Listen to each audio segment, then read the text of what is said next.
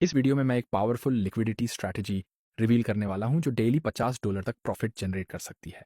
सबसे अच्छी बात यह है कि इसके लिए आपको बहुत बड़ा कैपिटल चाहिए नहीं होता और यही स्ट्रैटेजी प्रो ट्रेडर्स भी यूज करते हैं।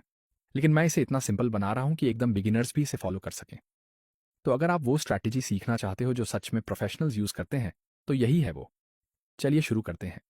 इस स्ट्रैटेजी का पूरा फोकस एक की कॉन्सेप्ट पर है, लिक्विडिटी। लेकिन लिक्विडिटी असल में होती क्या है? सिंपल टर्म्स में लिक्विडिटी वो एरियाज होते हैं जहां मार्केट में पेंडिंग ऑर्डर्स रखे जाते हैं। चलो इसे एक प्रैक्टिकल एग्जांपल से समझते हैं। मान लो आप एक चार्ट देख रहे हो और डिसाइड करते हो कि आप एक स्पेसिफिक प्राइस लेवल पर बाय करोगे। इस वक्त आप बेसिकली मार्केट को लिक्विडिटी दे रहे हो उस प्राइस पर। मतलब आप मार्केट से कह रहे हो, हे मैं इस प्राइस पर बाय करने को रेडी हूं। सेम प्रिंसिपल तब भी अप्लाई होता है जब आप सेल ऑर्डर प्लेस करते हो। तब भी आप मार्केट को बोल रहे होते हो, हे मैं इस प्राइस पर सेल करने को रेडी हूं, और इससे उस लेवल पर लिक्विडिटी बन जाती है। अक्सर मार्केट्स में हर प्राइस लेवल पर लिक्विडिटी होती है क्योंकि लाखों ट्रेडर्स अलग अलग प्राइसेस पे ऑर्डर्स डालते रहते हैं। ये ट्रेडर्स रिटेल हो सकते हैं, बड़े बैंक्स या फाइनेंशियल इंस्टीट्यूशंस हो सकते हैं। तो हर प्राइस पॉइंट पर कोई ना कोई बाई करने वाला होता है और कोई ना कोई सेल करने वाला भी। यही लिक्विडिटी का कॉन्सेप्ट है और यही है जो मार्केट को रोज मूव करता है। लेकिन कुछ ऐसे प्राइस लेवल्स होते हैं जहां लिक्विडिटी ज्यादा होती है। मान लो चार्ट पर एक सपोर्ट लेवल है जहां से प्राइस 2 बार बाउंस कर चुका है। अब जब प्राइस फिर से उस लेवल के पास आता है तो ज्यादातर ट्रेडर्स क्या करेंगे, वो एक्सपेक्ट करेंगे कि फिर से बाउंस होगा। तो वो उसी सपोर्ट पर लॉन्ग पोजीशन लेंगे और अपना स्टॉप लॉस जस्ट नीचे रखेंगे। और अगर कोई ज्यादा कॉशियस है तो वो थोड़ा और नीचे एसएल रखेगा ताकि आसानी से स्टॉप आउट ना हो। शायद आपने भी ये एक्सपीरियंस किया होगा।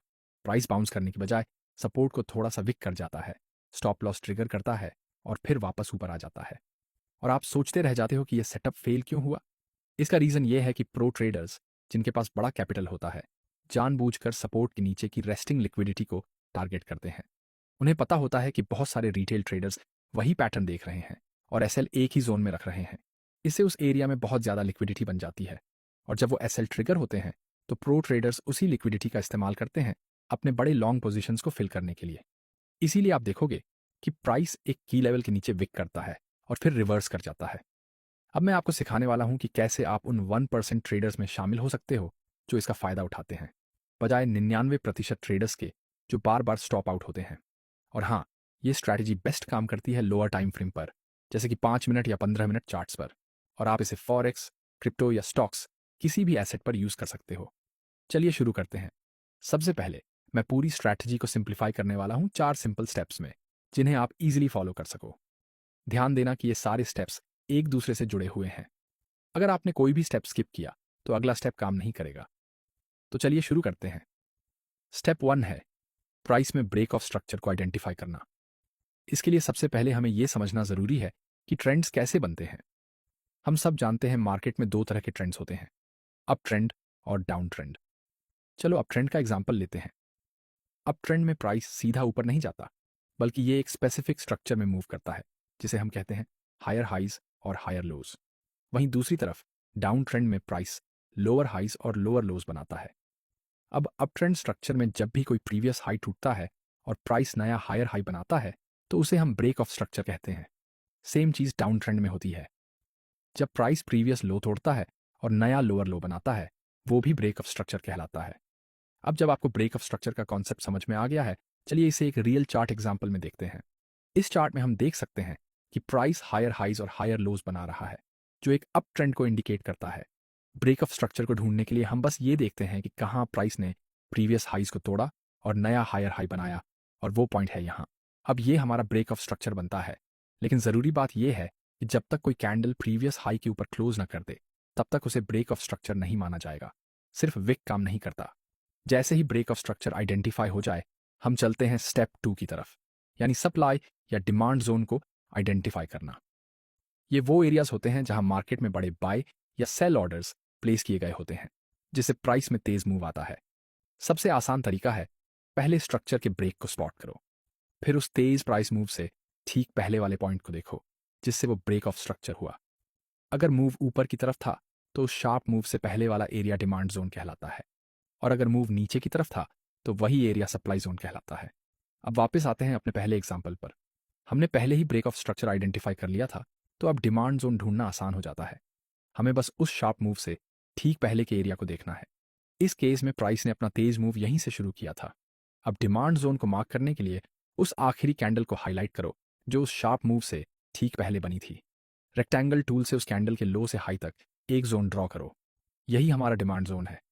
अब जब हमने डिमांड जोन आइडेंटिफाई कर लिया है तो चलते हैं स्टेप 3 की तरफ, यानी लिक्विडिटी लेवल को ढूंढना। और ये पूरे स्ट्रैटेजी का सबसे इंपॉर्टेंट स्टेप है।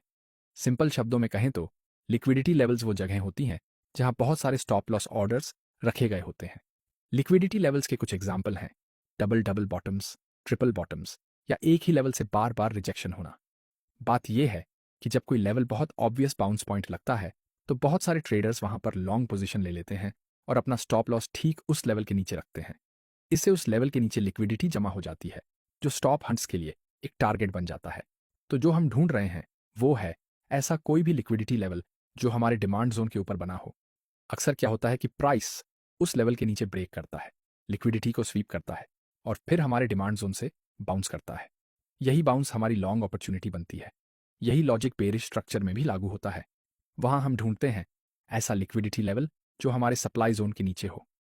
अक्सर होता यह है कि प्राइस उस लेवल के ऊपर ब्रेक करता है, लिक्विडिटी को स्वीप करता है और फिर सप्लाई जोन से रिजेक्ट होता है, और वही रिजेक्शन हमारी शॉर्ट अपॉर्चुनिटी बनती है। अब वापस चलते हैं अपने ओरिजिनल एग्जाम्पल पर। चूंकि हमने डिमांड जोन पहले ही मार्क कर लिया है तो अगला स्टेप है ऐसा लिक्विडिटी लेवल ढूंढना जो उसके ऊपर बैठा हो। और यहां हम देख सकते हैं कि प्राइस ने डबल बॉटम बनाया है, एक ही लेवल से 2 बार रिजेक्ट हुआ है, जिससे उस लेवल के नीचे लिक्विडिटी का पूल बन गया है। जैसे ही लिक्विडिटी लेवल आइडेंटिफाई हो जाता है हम चलते हैं फाइनल स्टेप की तरफ, यानी ट्रेड में एंट्री करना। इस स्ट्रैटेजी से ट्रेड में एंट्री करना काफी सिंपल है। हम डिमांड जोन के ऊपर एक लिमिट बाय ऑर्डर रखते हैं, स्टॉप लॉस थोड़ा नीचे रखते हैं और टेक प्रॉफिट सेट करते हैं स्टॉप लॉस डिस्टेंस का 2 गुना। और अगर थोड़ा एग्रेसिव होना है तो प्रीवियस हाइस को टारगेट किया जा सकता है। लिमिट ऑर्डर का मतलब है कि हम ट्रेड में करंट प्राइस पर एंटर नहीं कर रहे। हम अपने डिजायर्ड एंट्री प्राइस के साथ साथ स्टॉप लॉस और टेक प्रॉफिट पहले से ही सेट कर देते हैं। इससे आपको चार्ट के सामने बैठे रहने की जरूरत भी नहीं होती। बस एक बार लिमिट ऑर्डर लगा दो और प्राइस को अपना काम करने दो। इस एग्जाम्पल में प्राइस ने लिक्विडिटी लेवल के नीचे ब्रेक किया, हमारे एंट्री जोन में विक किया और फिर वापस ऊपर रिवर्स हो गया, हमारे टेक प्रॉफिट तक पहुंच गया। शुरुआत में ये स्ट्रैटेजी थोड़ी कॉम्प्लेक्स लग सकती है क्योंकि बहुत सारे कंडीशंस मिलकर काम करती हैं, लेकिन असल में ये सिर्फ कुछ की रूल्स को स्पॉट करने की बात है। जैसे लिक्विडिटी लेवल जो किसी सप्लाई या डिमांड जोन के पास हो, ये बिल्कुल वैसा ही है जैसे चार्ट पैटर्न को स्पॉट करना। मान लो आप ट्राइंगल पैटर्न ढूंढ रहे हो तो आप एग्जैक्ट मूवमेंट नहीं ढूंढते, आप बस वो रूल्स फॉलो करते हो जो उस पैटर्न को बनाते हैं, जैसे कन्वर्जिंग ट्रेंड लाइंस। ठीक वैसे ही हमारी लिक्विडिटी स्ट्रैटेजी भी एक पैटर्न है।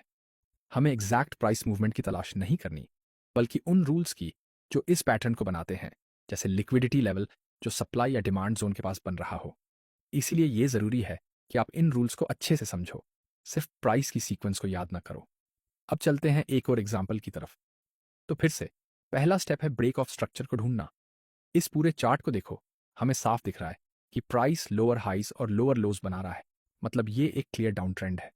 और यहां हमें एक ब्रेक ऑफ स्ट्रक्चर दिख रहा है जब प्राइस ने इस लो को तोड़कर नया लोअर लो बनाया। फिर यहां भी एक और ब्रेक ऑफ स्ट्रक्चर है जब प्राइस ने प्रीवियस लो को तोड़ा। अब जब हमने ब्रेक ऑफ स्ट्रक्चर आइडेंटिफाई कर लिया तो चलते हैं स्टेप 2 की तरफ, यानी सप्लाई या डिमांड जोन को आइडेंटिफाई करना। चूंकि ये डाउन ट्रेंड है तो हम सप्लाई जोन ढूंढेंगे। इसके लिए हम सबसे रीसेंट ब्रेक ऑफ स्ट्रक्चर को लेते हैं, फिर उस तेज गिरावट से ठीक पहले के पॉइंट को ढूंढते हैं जिससे वो ब्रेक ऑफ स्ट्रक्चर हुआ। इस केस में वो पॉइंट यही है। तो अब हम अपना सप्लाई जोन मार्क करते हैं। अब चलते हैं स्टेप 3 की तरफ, यानी उस सप्लाई जोन के नीचे लिक्विडिटी लेवल ढूंढना। यहां हम देख सकते हैं कि कई कैंडल्स की विक्स उसी लेवल को रिजेक्ट कर रही हैं जो इसे लिक्विडिटी जोन बनाता है, और ये एरिया एक लिक्विडिटी स्वीप का टारगेट बन जाता है। अब हमारे पास एक सप्लाई लेवल है जिसके नीचे लिक्विडिटी लेवल मौजूद है जो इस पैटर्न को एक वैलिड लिक्विडिटी पैटर्न बनाता है। अब चलते हैं स्टेप 4 की तरफ, यानी ट्रेड में एंट्री करना। चूंकि ये डाउन ट्रेंड है तो हम मार्केट को शॉर्ट करेंगे, मतलब अगर प्राइस नीचे जाता है तो हमें प्रॉफिट होगा। एंट्री के लिए सप्लाई जोन के बॉटम पर एक लिमिट शॉर्ट ऑर्डर रखें, स्टॉप लॉस थोड़ा ऊपर सेट करें और टेक प्रॉफिट प्रीवियस लोज पर सेट करें। फिर बस ट्रेड को चलने दो। इस एग्जाम्पल में प्राइस ने पहले लिक्विडिटी लेवल को स्वीप किया, फिर सप्लाई जोन पर हमारी एंट्री हिट की और फिर रिजेक्ट होकर नीचे चला गया हमारे टेक प्रॉफिट की तरफ। तो ये है एक सबसे पावरफुल स्ट्रैटेजीज में से एक, और यही स्ट्रैटेजी है जिसने मुझे रोज $50 कमाने में मदद की। अगर आपको ये वीडियो पसंद आया तो इसको लाइक करो,